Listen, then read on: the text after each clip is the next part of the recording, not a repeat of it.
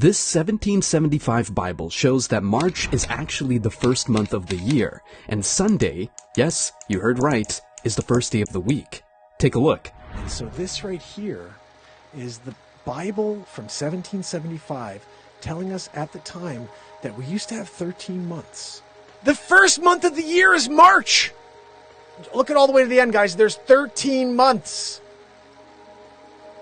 13 months! First day of the week, Sunday. Second day, Monday. Look at that. Seventh day or Sabbath, Saturday. This is the proof right here. I've always been a curious soul, but not in the way you'd expect from scholars or historians. My explorations take place from the comfort of my own home, often late into the night, guided by the soft glow of my laptop screen. This is how I ended up watching a video by Mark Pyers on his channel, Mark Inspires. What I discovered there sent me straight down a rabbit hole. Mark presented an old Bible from 1775, and it wasn't the antiquity of the book that caught my attention, it was the content. According to this Bible, the first month of the year is March, and each week begins on a Sunday. I paused the video. Sunday as the first day? March as the first month? That's not what any calendar I've ever hung on my wall has shown.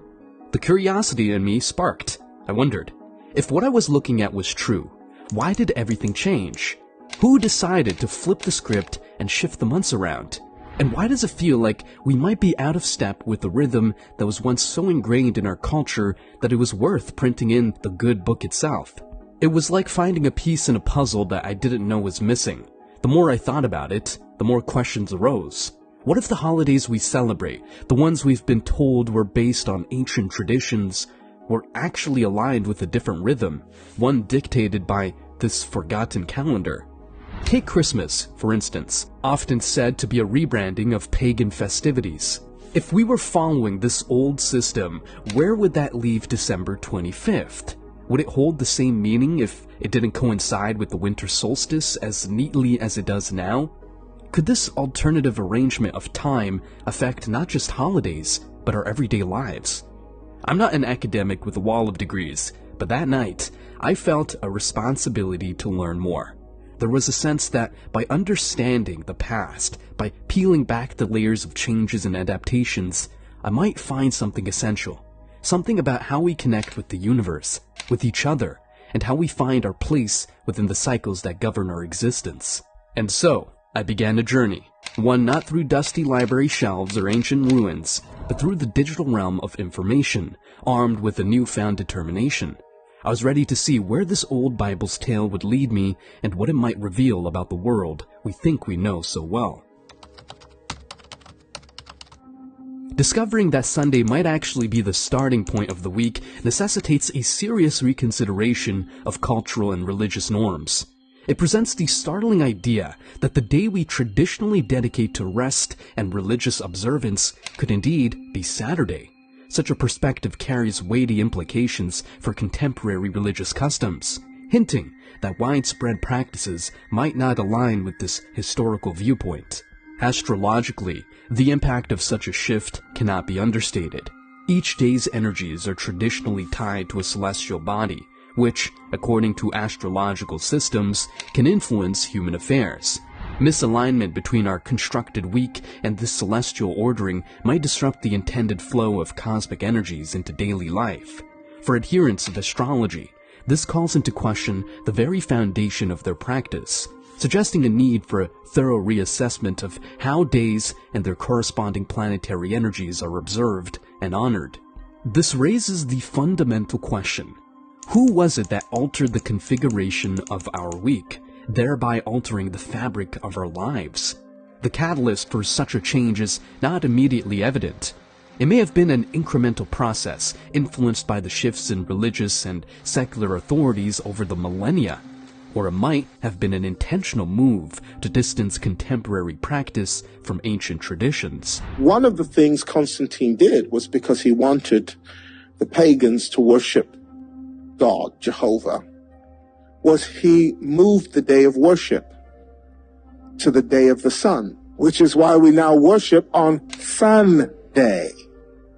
Because Sunday became a pagan day. One thing is clear. there seems to be a deliberate discrepancy between our current temporal structure and that of historical records, though the motivations behind this are still veiled in mystery.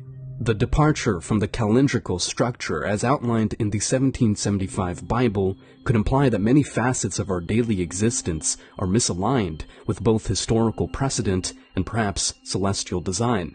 This misalignment extends to significant dates of observance. The timing of festivities such as Christmas and Easter, for instance, might not truly reflect their original intent or season. Contemplating a realignment with this historic calendar suggests the possibility of returning to a way of life that is more authentic, perhaps closer to spiritual principles that have been overshadowed over time. It prompts us to consider whether a shift in observance to align with historical records could reconnect us to a spiritual authenticity that has been eroded. This discourse is not merely about adherence to religious rules or speculative astrological theories. It centers on our alignment with the natural and cosmic order that may predate contemporary calendars. Choosing to follow this route is about much more than date correction. It's a quest to uncover a harmony with the natural world that may have been lost. As we delve further into the contents of this ancient text, we have to wonder what further insights they may offer, and in what ways these could revolutionize our current understanding of time, spirituality, and our place within the cosmos. This exploration is not only fascinating, but has the potential to be profoundly life-altering. The 1775 Bible, which intriguingly outlines a calendar year starting with March and comprising 13 months, hints at a bygone era's intimate dance with the cosmos. This historical artifact opens a window to explore how our ancestors perceived time and its connection to cosmic energy and planetary alignments. Historically, calendars were not just tools for marking days, they were intricately linked to the movements of celestial bodies. This relationship was seen in the meticulous attention early civilizations paid to the skies. The enigmatic Stonehenge is a prehistoric testament to this, aligned with the solstices, points in the year that mark the sun's most extreme positions in the sky. In the context of the 1775 Bible, the shifted calendar may point to a forgotten alignment with natural cycles. If March marked the new year, it coincided with the vernal equinox, a time of balance when day and night are of equal length, symbolizing renewal and rebirth in many cultures. This could suggest a time when people were more in tune with the rhythms of nature, aligning their lives with the equinoxes and solstices which were critical to agricultural societies. The choice of a 13-month calendar could also reflect a closer alignment with lunar cycles. Traditional lunar calendars, used by cultures like the Hebrews, based their months on the moon's phases, resulting in a year of 12 or 13 months to maintain synchronicity with the solar year. This system is rooted in the observable energy shifts that accompany the transition from one lunar phase to another, which ancient peoples believed influenced agricultural and human cycles. Furthermore, planetary alignments have long been observed and respected. The 7-day week is an enduring legacy of such celestial considerations, with each day corresponding to one of the 7 classical planets known to the ancients. The 1775 Bible's depiction of Sunday as the week's first day underscores this connection, resonating with the sun's position of primacy in our solar system. The study of the calendar in the 1775 Bible might reveal more than a mere historical curiosity. It may uncover a lost understanding of time that honored cosmic energy more explicitly than our modern system. It opens questions about how this alignment affected societal behavior, religious observances, and the general worldview of the time. The blending of pagan traditions with Christian holidays is a topic that stirs much debate, especially when we delve into the origins of Christmas. To understand this amalgamation, we need to travel back to the early centuries of Christianity. It wasn't until the 4th century that the Church officially proclaimed December 25th as the birth date of Jesus, a date that conveniently coincided with the Roman festival of Saturnalia and the pagan celebration of the winter solstice. These festivals were times of merrymaking, social reversal, and, most importantly, celebrating the return of the sun, Saturnalia for the Romans and Yule for the Germanic peoples. The Church's decision to place Christmas during this festive period may have been strategic, easing the transition for converts by allowing them to continue their traditional celebrations, now under a Christian guise. But the question remains, was Jesus actually born on December 25th? Historical and scriptural evidence suggests otherwise. The Bible does not specify a date for Christ's birth, and some scholars point to clues that indicate a spring birth. Shepherds tending to their flocks, which they did during lambing season, a time quite distant from the chill of December. Moreover, the choice of date for Easter, which follows the lunar cycle and the Jewish Passover, reflects a more astronomical and scripturally grounded approach to determining a significant Christian event. Why, then, did Christmas break from this pattern? It seems that the early church fathers were less interested in historical accuracy and more in the symbolism of light overcoming darkness, aligning Christ's birth with the rebirth of the sun. Well, another thing Constantine did was move the day of Jesus' birth to December, because Tammuz died on December 23rd. And it was believed, because Nimrod, his father, was a hunter, it was believed that Nimrod would be reborn in his son Tammuz. And his son Tammuz's birthday was December 25th. And what you would do on Tammuz's birthday was you would set up a tree. Deuteronomy 16:21. You shall not plant for yourself any tree as a wooden image near the altar which you build for yourself to the Lord your God. It was believed that in order for Tammuz to rise again as his son Nimrod, you'd have to go to the tree, you'd have to cut down a tree from the forest, and you'd have to put balls on it. And the balls were symbolic of testicles. The tree was symbolic of a phallus. Jeremiah chapter 10. Look what it says. Hear the word which the Lord speaks to you, O house of Israel. Thus saith the Lord. Do not learn the way of the Gentiles. Do not be dismayed at the signs of the heaven, for the Gentiles are dismayed at them. For the customs of the people are futile. For one cuts a tree from the forest, the work of the hands of the workman with an axe. They decorate it with silver and gold. They fasten it with nails and hammers so that it will not topple. I hate to bring you bad news. The calendar delineated in the 1775 Bible, with its unconventional 13-month year beginning in March, invites us to revisit historical timelines and spiritual narratives. Among the most profound is the birth of Jesus, traditionally celebrated in December. However, if the ancient calendar were a more accurate measure, could it be that the nativity story unfolded in the spring? Such a shift is not merely a technical correction of dates, it proposes a re-examination of astrological and spiritual symbolism that has long been intertwined with the season of Jesus' birth. Spring, marked by the vernal equinox, is a time of renewal, when the earth awakens from the dormancy of winter. It's the season when lambs are born, which coincides with the historical account of shepherds watching their flocks by night, a detail supporting a springtime nativity. If Jesus was indeed born in the spring, the association with Aries, the ram, in the zodiac becomes intriguing. Aries, beginning in late March, is a sign often linked to leadership and new beginnings. Such a synchronization would weave Jesus' birth into the tapestry of astrological lore, presenting him as a figure heralding a new epoch, aligning with the symbol of the ram often associated with sacrifice and new initiatives in various mythologies. Exploring further, the spring equinox is a time when day and night are in perfect balance, which might symbolize the dual nature of Jesus as both human and divine. This natural harmony could provide a powerful allegory for the spiritual equilibrium he is said to bring. This repositioning of the nativity to spring could also influence the spiritual interpretation of biblical texts. For example, the light coming into the world gains a literal dimension as the days grow longer and the darkness of winter recedes. The themes of rebirth and resurrection, central to Christian doctrine, naturally align with the world's awakening in spring.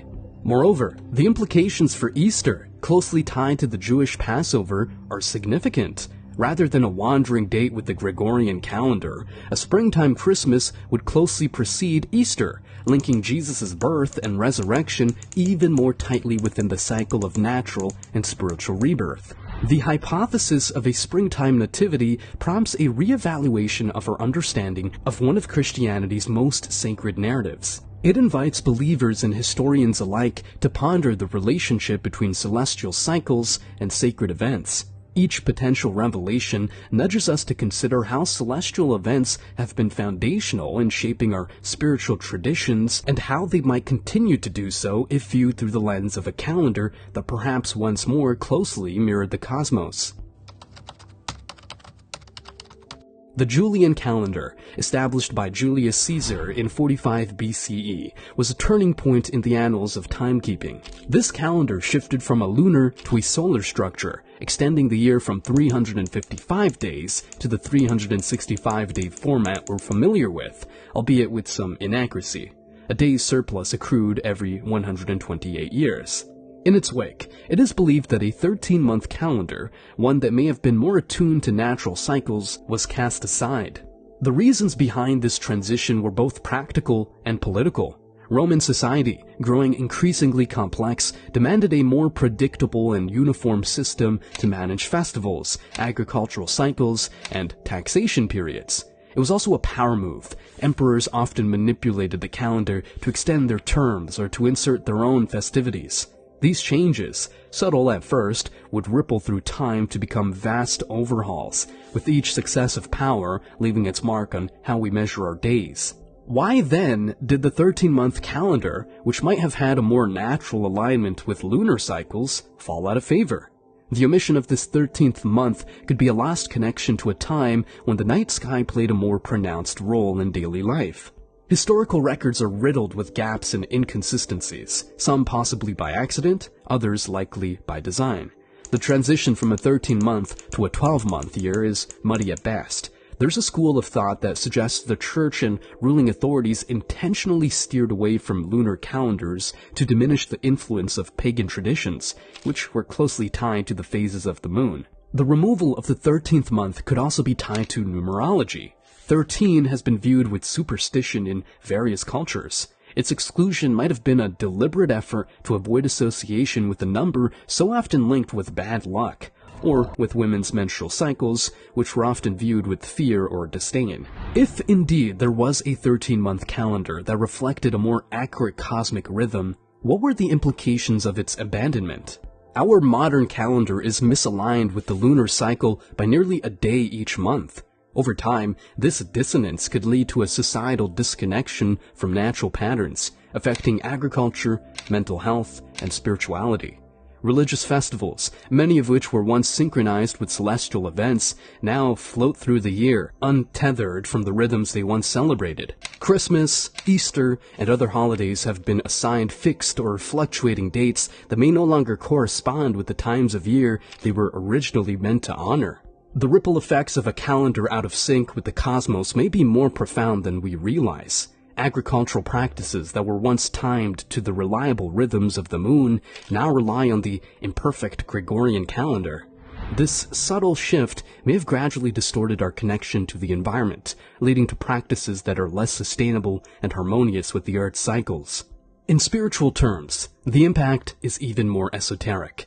If sacred days are misdated, the collective energy focused on these times might be akin to misdialed calls in the cosmic sense. Are prayers and celebrations reaching their intended spiritual heights, or are they somewhat off the mark? This isn't to question the faith or devotion of practitioners, but rather to ponder the power of collective consciousness and its relationship to the timing of sacred observances.